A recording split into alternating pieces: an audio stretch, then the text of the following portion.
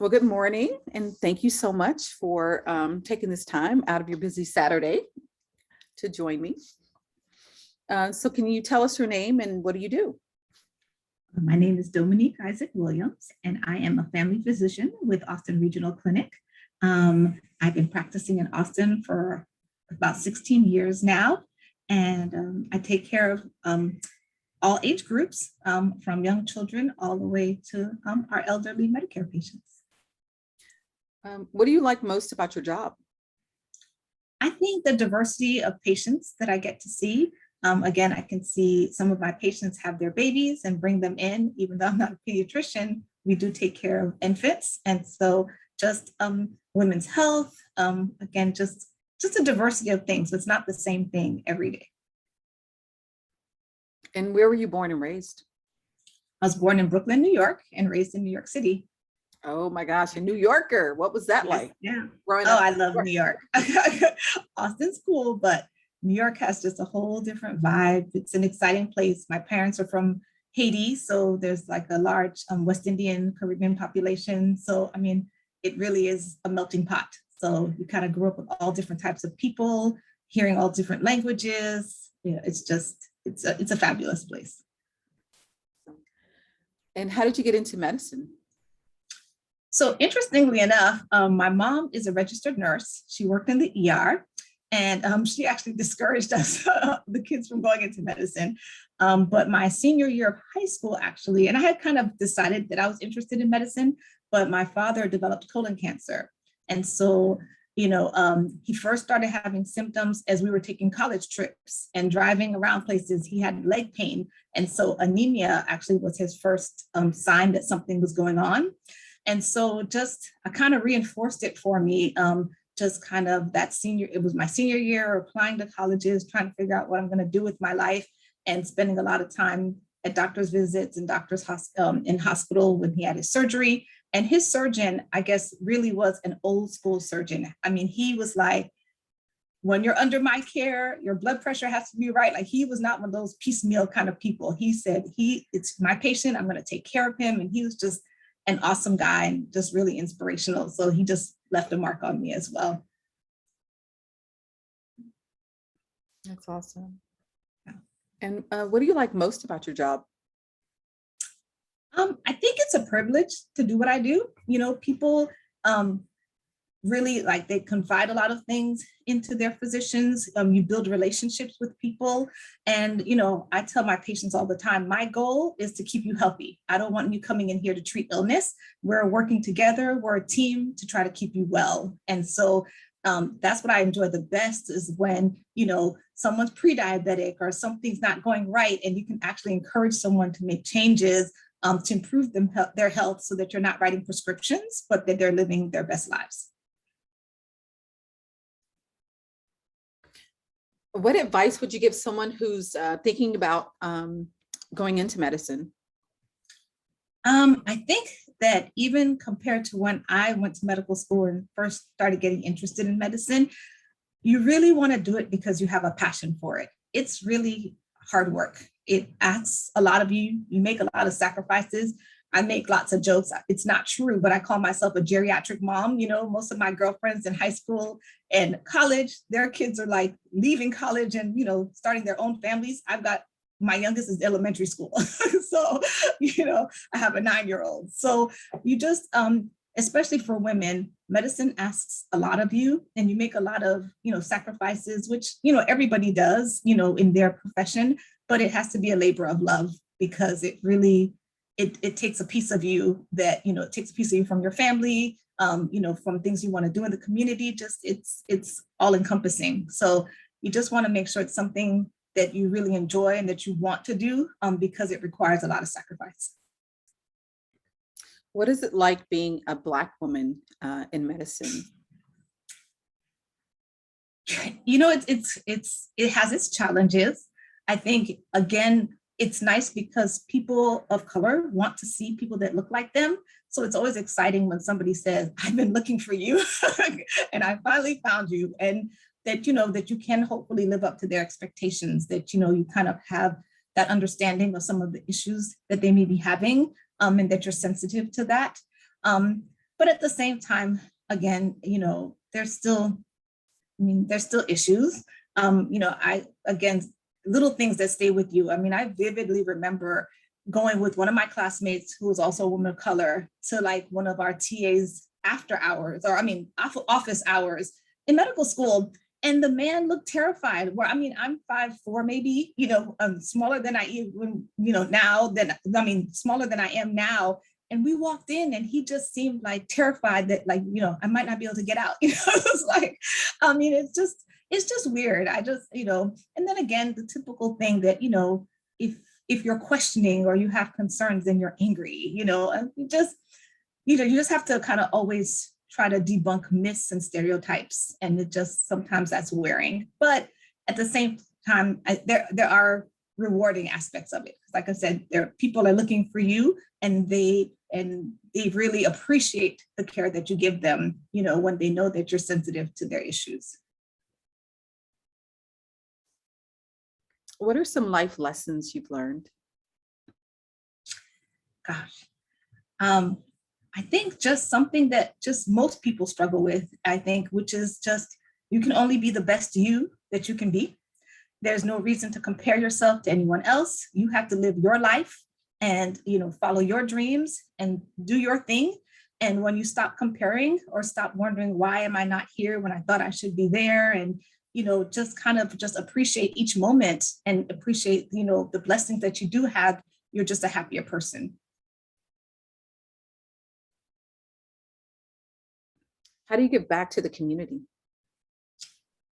I try in lots of different ways. I think, I was blessed as an undergrad to become a member of my sorority. And I think that, yay, Delta, but really it is a community service organization. And I always, they have been a blessing to me, because moving around, going from college to medical school to residency, every time I've joined a chapter, those women have embraced me. And so even with giving back, I've gotten something back. I've always never been a stranger in a new town, because my sorors have always kind of, found me and taken care of me, again, from little medical student, just kind of, sleep deprived, you show up and they feed you and they take care of you.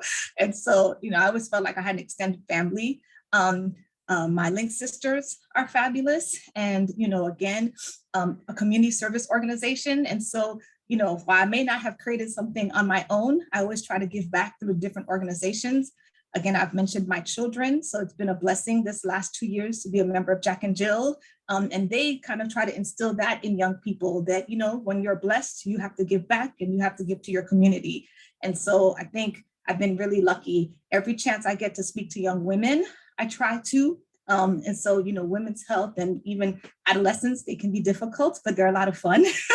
And it's just always a pleasure to remember that kid whose parents brought them in as a tween or whatever, being difficult, going off to college and being successful and, kind of watching people's lives.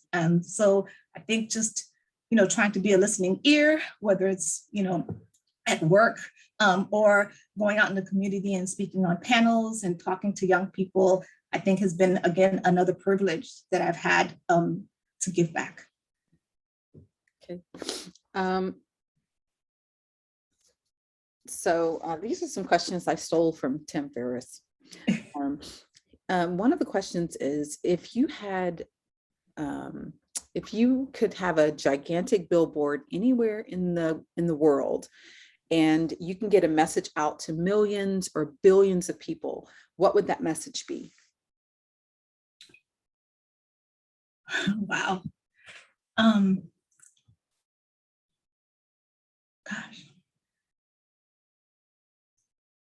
I think it would be to trust science, to trust knowledge, to trust yourself. I think so. What's been difficult for me, especially during the pandemic, is the idea that there are not common truths anymore. My opinion is fact. My opinion is what I believe. We all should develop opinions, but we should develop them based on knowledge. And, so much of our news is fed to us depending on what we already think. Don't be afraid to be challenged. Don't be afraid to think. Don't be afraid to say, okay, I made a mistake and but I've grown and I'm better. And, I think that we lose something when we don't have common truths anymore, where everybody's opinion is fact and where we can just kind of entrench in what we believe. We should be more open. We should be more kind, but that's what I would say is like, there's truth and there's lies. And I think that, when we stop accepting the fact that there are certain truths that we should all believe commonly, then we can't meet a common ground. So, trust facts, trust science. There are basic truths that I think we can all still agree upon. We just choose not to. So here's a fun one. I know, but it is. So what is an unusual habit or absurd thing that you love? Remembering everything is relative. Okay, so recently during the pandemic, which I almost hate to admit, but I have become one of those psycho Dr. Pimple Popper people. I watched that show. And it's like, and my kids are like, Mom, gross. They're like, are you watching Dr. Pimple Popper again? But it's like, she has these little short videos, like 7 minutes. It's like, okay, I just need a mental break. And I mean, I usually don't, my husband will tell you, I don't watch doctor shows. I didn't watch ER. I didn't watch Grey's. I don't, but for some reason I have gotten caught up in Dr. Pimple Popper. It's just something about it is quite satisfying. My sister and my niece they do that as well, and I watched one part of one, and I was just like, I cannot believe you guys watch this. I know my kids, they're like, ugh. I know it is. Oh, but okay, somebody's got to watch it. Obviously, somebody is watching it. Okay, yeah. So how is a failure or a challenge or a parent failure set you up for later success? I mean, I think, they say, I forgot who says it, but I mean, failures are an opportunity for growth and learning, and I think that sometimes if you make a mistake and actually learn from it, then, it'll help you to accomplish bigger things. If you keep doing what you're good at, you never grow. So I think that every failure is an opportunity for growth and to be better the next time. When you feel overwhelmed or unfocused, what do you do to get back to center? God and I have conversations throughout the day. And so I think it is important to try to practice an attitude of gratitude, to always remember that there is someone who would be so grateful for the life that you're living and that you have to be thankful for it. Again, I mentioned earlier, my parents are Haitian immigrants. All we need to do is look at what's going on in that poor country. And all I have to think about is I could still be there, and instead I'm here and I'm living this life and my kids are living a life that my parents couldn't imagine, and so we have been eternally blessed. It doesn't mean you don't get frustrated. It doesn't mean you don't get sad. But I just try to be grateful. And like I said, God and I chit chat throughout the day. So I'm like, dude, I don't know what you're thinking, but I'm going to need you to, intervene at this point because I don't have it. So I think I need you to. What purchase of $100 or less has positively impacted your life over the last 6 months or recent memory? $100 or less.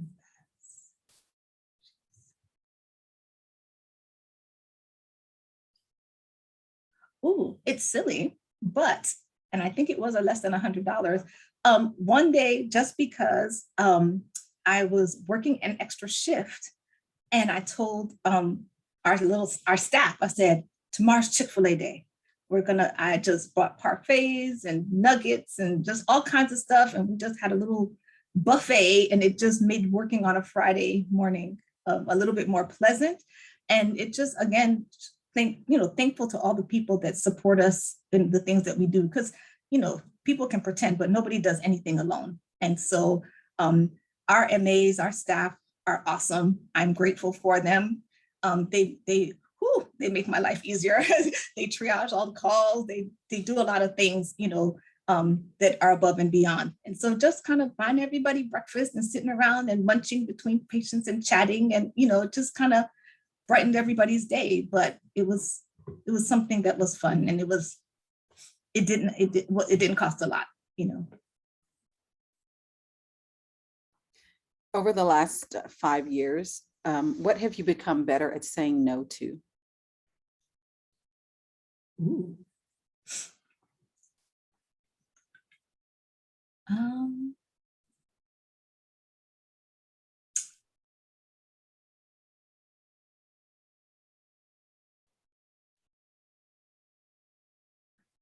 I think I've become better at saying no to trying to do multiple things at the same time. It's like, okay, I can go from this place to that place. I think just kind of protecting my time a little bit better. And I'm a night owl, so I'm not good at it because I should definitely sleep more. But I think I've gotten a little better. I'm not good at it yet, but I have gotten a little bit better at saying, you know what, you can't do that. You just can't. I mean, you're not doing anybody a service because you're tired and you're going to be irritable, and you just need to just not triple book yourself. So I've gotten better at kind of overbooking or overcommitting, because then I just burn myself out because I'm type A, I'm going to do it. So if I said I'm going to do it, I'm going to do it, but it's not always the best thing that I could have done because, sometimes you have to say no.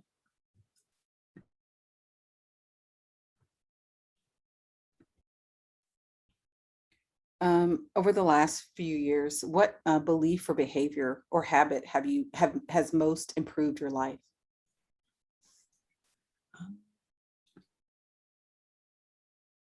I'm slacking off right now, so I almost feel guilty saying this. But when the pandemic, even before the pandemic started, I had just started kind of, again, carving out that time and going to the gym. I said, my husband makes a joke all the time too, that I invest in a trainer just to keep me accountable. Not that I necessarily need her to tell me what to do, but just because I know that I paid that money and I'm going to go make that, I'm going to keep that appointment. But I do feel that, just again, investing in our own health. I think even physicians are sometimes the worst, right? And so we don't do the things we're supposed to do. We tell everybody to eat right and exercise and get enough sleep, and we don't do it. So I think just that commitment to trying to eat better and exercise regularly is something that really the last couple of years has made a huge difference for me. But like I said, the last, I would say 6 months, I've slacked off. So I'm just trying to recommit to that. And you may have touched on this, but what is one of the best or most worthwhile investments you've ever made?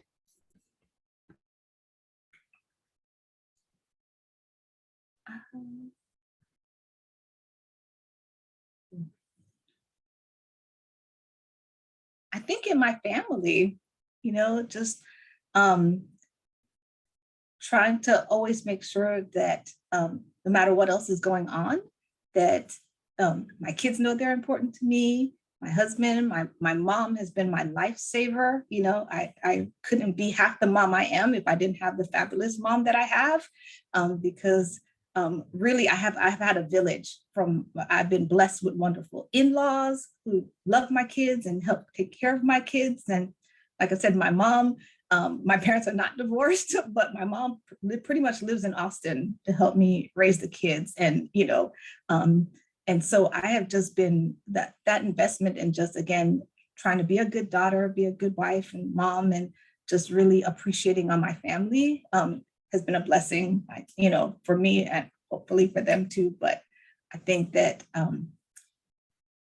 that's been something special, because I really, for a while, I didn't think I was going to have it. Like I said, just focusing on work and school and residency, it's one of those things like, okay, I'll just be a fabulous single person. So I think that making that investment in having a family and really letting them know they're important to me has been something that I hopefully, will take me through my lifetime. What do you see as your place or your purpose in life? I think, I'm not a teacher, but I think that really educators are the lifeblood of our society, right? They instill knowledge in our future generations. And so in any way that I can be a teacher, whether it's helping to teach future medical professionals. I'm currently have a nurse practitioner student who's shadowing me that I'm working with, and then again, working with young people, just educating patients on how to take care of themselves. I think everyone in their role as an educator, everyone's a teacher in some way.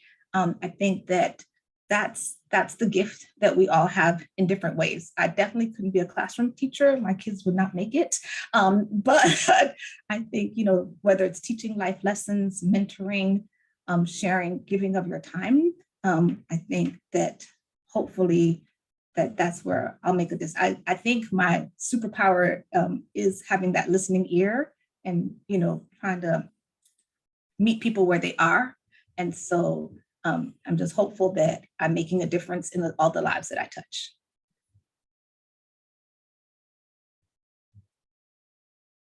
Awesome. How do you want to be remembered?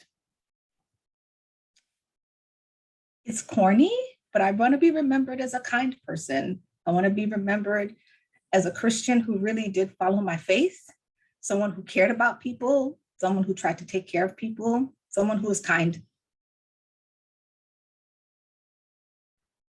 What are you most proud of?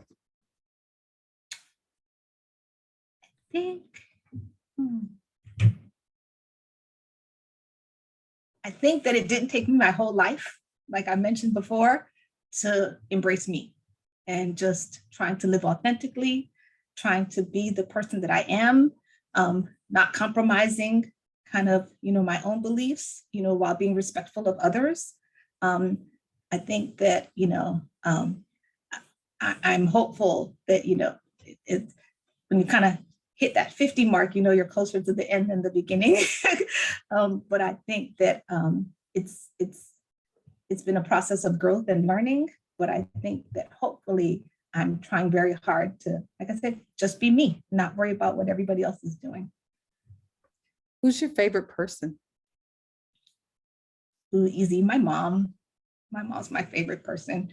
She's, again, a kind person, a prayerful person, and she's just, if she can help somebody, she will. I mean, it's just, she's like, if she can, whether it's that person on the street, she's like, she's not there to judge. If she can give the dollar, she will, I mean, she's just a kind-hearted person, and just, again, just really believes in, like, there's fairness and justice, and we don't need to accumulate things, we need to give. And she lives that way.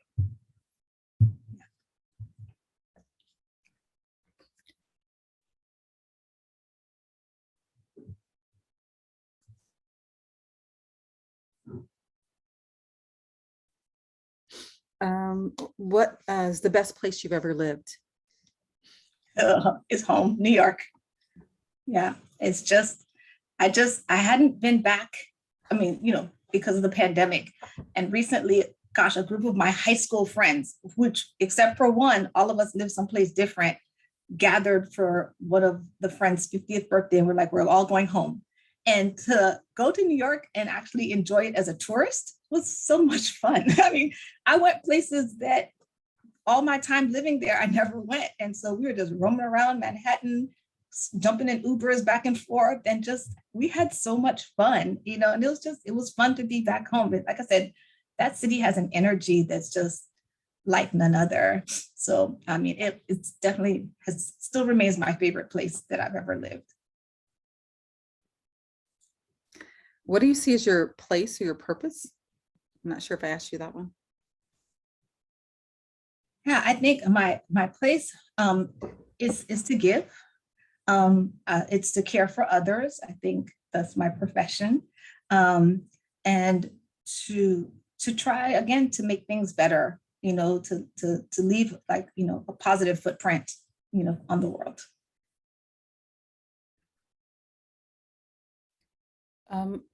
Do you have a favorite book or a book you'd recommend? Ooh.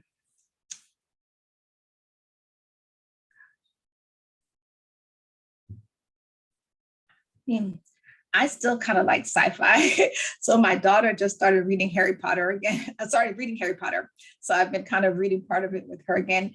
And so I've enjoyed that. But, I like reading all types of different things. Of course, I read the Bible and, for meditation. But I have two coworkers who are from India, and they've been talking about their faith and their religious writings. And I was like, ooh, it sounds like, it just sounds like a great story. I mean, it's like people say you could read the Bible as a novel, about characters and people. And so, yeah, but I am a bit of a sci-fi person. I like, so the Harry Potter, I'm glad I caught on to it late in the process, because by the time I started reading them, it wasn't much longer before she reached the end. So I didn't have to wait, 10 years or whatever it took her to write them. So, yeah. What do you enjoy doing in your leisure time? Sleeping. No. I love to travel. And fortunately, my kids have the travel bug too. So it's like always kind of plotting, like, where's our next little adventure, whether it's just a road trip or, an international trip. But I think those are the things that I look forward to. It's like, okay, where's our next trip? Where are we going to go? Like I said, it gives you something to look forward to as the time goes by, of the day to day. Do you have a favorite travel spot? Anywhere with water, any beach. If there's a beach, I'm with it. This is the last question. What does it mean to be chosen as one of the top 10 doctors out of about 100 Black ones? No, it is. It's so funny. I know you guys probably sent an email or something, but I found out when it hit social media. And of all people, my sister-in-law in New York was like, congratulations. And I'm like, what are you talking about? And I said, I probably missed that email, but it's so exciting because again, it hopefully means that I'm taking care of my patients and that they think I'm doing a good job. But again, as you mentioned before, we're part of a community, and it's a community that's just kind of been under fire. So again, to get that recognition from your peers and the people that you're taking care of, it's truly an honor, and I'm really grateful for it. And I just can hope that, again, I continue to live up to the hype. Well, like I said, that was my last question. Is there anything else you'd like to share? No, I think we talked about a whole bunch of different things. So yeah, no, thank you. I mean, again, thank you guys so much for the honor. It's fantastic.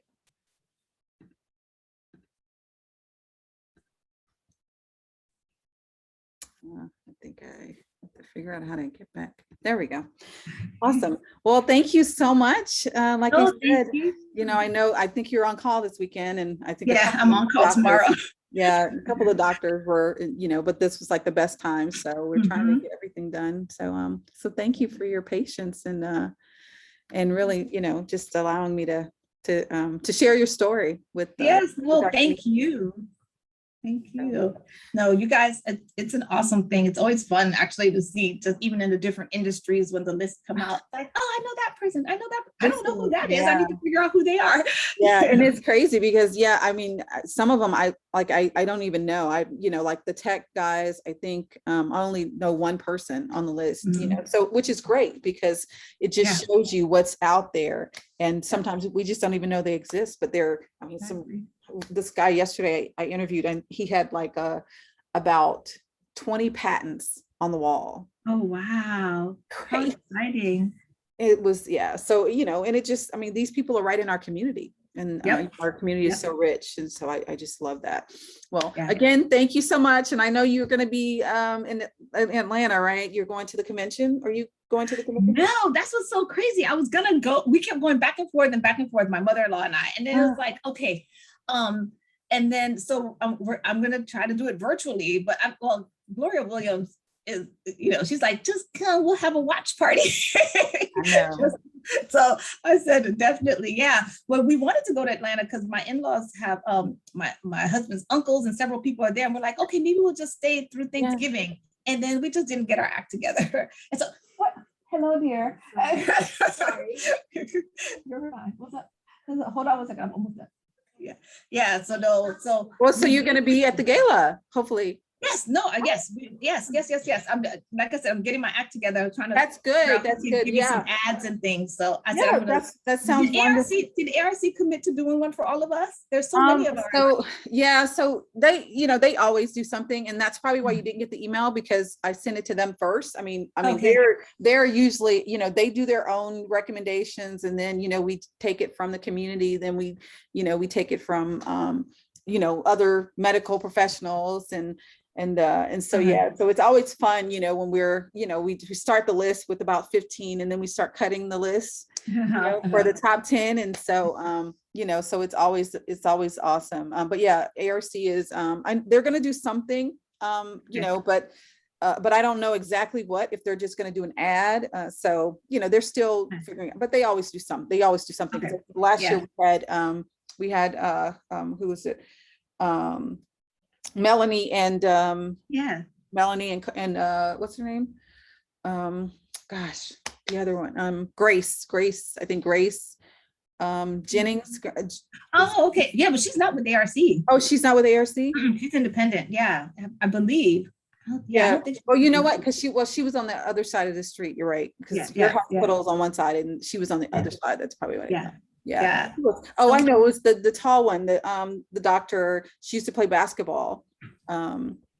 Linda Cox. Yes, Linda. Yes, Linda. yes, she's fabulous. Yes, she really is. I just loved her. She does all kinds of mission trips and things. Yeah, she's awesome. She's awesome. Amazing. I mean, just wonderful. So I'm just, I've seen you a lot, and so I'm just excited that we were able to again share your story. So I'm excited about it. All righty. Thank you. Well, we'll see you soon. All righty then. All right. Okay. You have a great weekend. Take care. You too. Thanks. Bye.